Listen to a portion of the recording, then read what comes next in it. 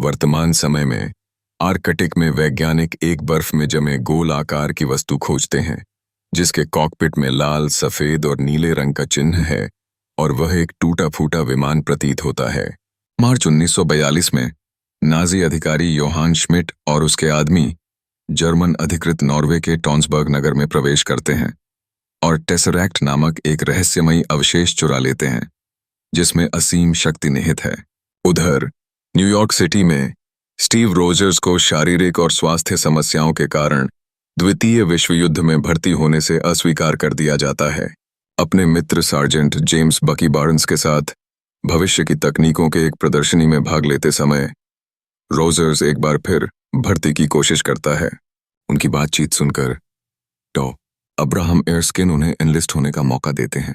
Rogers को strategic scientific reserve में भर्ती किया जाता है जहां उन पर सुपर सोल्जर प्रयोग किया जाना था।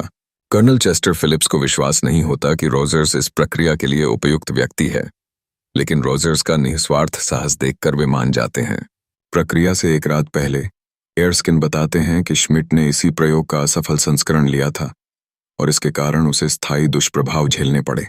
यूरोप में श्मिट और डॉ आर्निमजोला टेसरैक्ट की ऊर्जा का उपयोग अपने आविष्कारों को शक्ति देने और विश्व पर आक्रामक कब्जा जमाने की योजना में करते हैं। श्मिट एर्स्किन के स्थान का पता लगाकर एक हत्यारे को भेजता है। अमेरिका में एर्स्किन रोजर्स पर सुपर सोल्जर प्रयोग करते हैं। सीरम और वीटा रेज की खुराक के बाद रोजर्स ऊंचे और अधिक मांसल हो जाते हैं, लेकिन उसी समय श्मिट का हत्यारा हैंस क्रूगर एर्स्किन को मार देता है। रोजर्स उसका पीछा करता है और पकड़ भी लेता है, लेकिन क्रूगर जहर खाकर आत्महत्या कर लेता है। एर्स्किन की मौत और उसका फॉर्मूला खो जाने के बाद सीनेटर ब्रांट रोजर्स को वैज्ञानिक प्रयोगों के बजाय एक रंगीन पोशाक में कैप्टन अमेरिका बनाकर युद्ध बॉन्ड बेचने के प्रचार में लगा देते हैं। 1943 में इटली में सेना के लिए प्रदर्शन करते समय रोजर्स को पता चलता है कि बार्न्स की यूनिट श्मिट की सेना से लड़ते हुए लापता हो गई है। रोजर्स एजेंट पेगी कार्टर और इंजीनियर हॉवर्ड स्टार्क की मदद से दुश्मन क्षेत्र में प्रवेश करता है और बकी व अन्य कैदियों को मुक्त करता है। वहां रोजर्स की भेंट श्मिट से होती है, जो अपना मुखौटा उतार कर अपनी लाल खोपड़ी जैसी शक्ल दिखाता है। इसी कारण उसे रेड स्कल कहा जाता है। श्मिट भाग निकलता है, लेकिन रोजर्स सैनिकों को सुरक्षित वापस ले आता है। इसके बाद रोजर्स बकी और अन्य साथियों के साथ हाइड्रा के कई ठिकाने तबाह करता है। स्टार्क रोजर्स को उन्नत उपकरण देता है, जिनमें सबसे महत्वपूर्ण वाइब्रेनियम से बनी गोल ढाल है।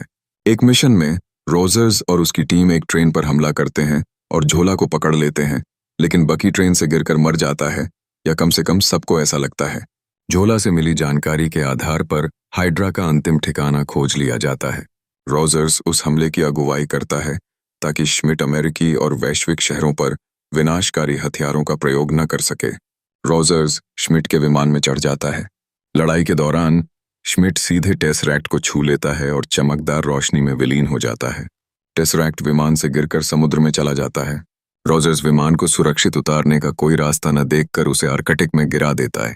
बाद में हॉवर्ड स्टार्क टेसरैक्ट को समुद्र से निकाल लेते हैं, लेकिन रोजर्स और विमान नहीं मिलते और उन्हें मृत मान लिया जाता है।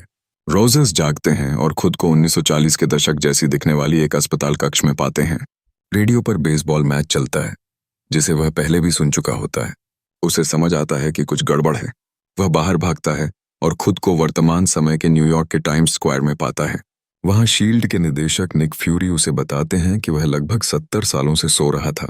पोस्ट क्रेडिट दृश्य में फ्यूरी रोजर्स के पास आता है और उसे एक ऐसे मिशन का प्रस्ताव देता है जिसका प्रभाव पूरी दुनिया पर होगा।